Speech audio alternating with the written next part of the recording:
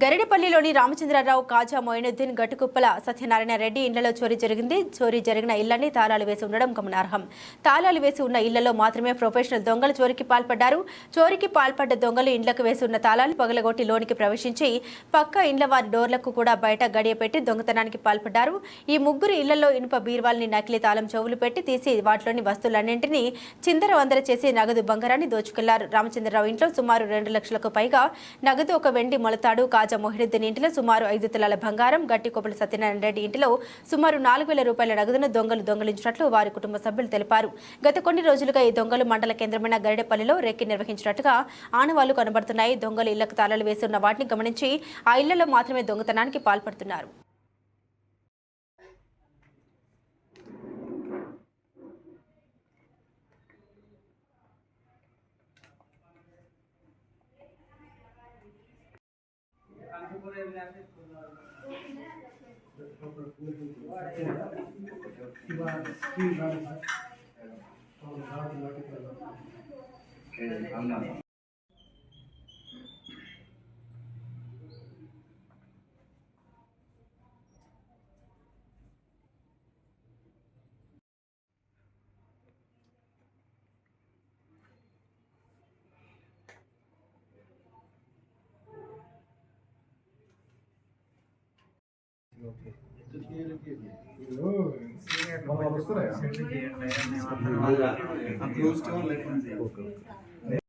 Morning 10 o'clockకి మేము ఇంటికి తాళం వేసి కోదాడు అయిపోయాం.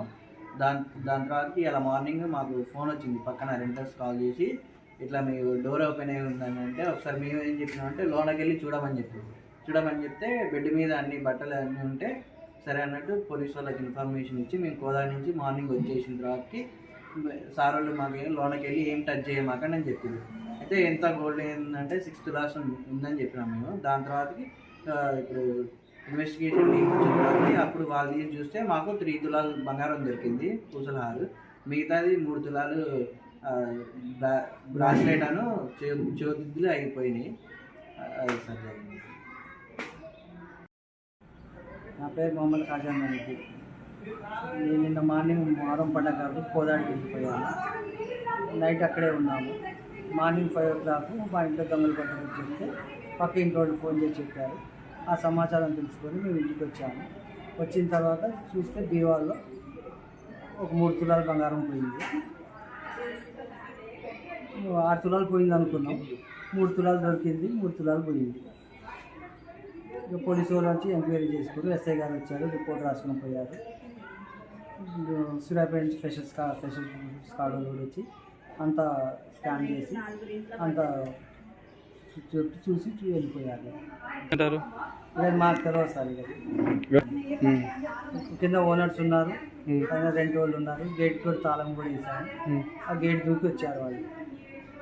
ఎవరి మీద అయితే అనుమానం ఏం లేదు.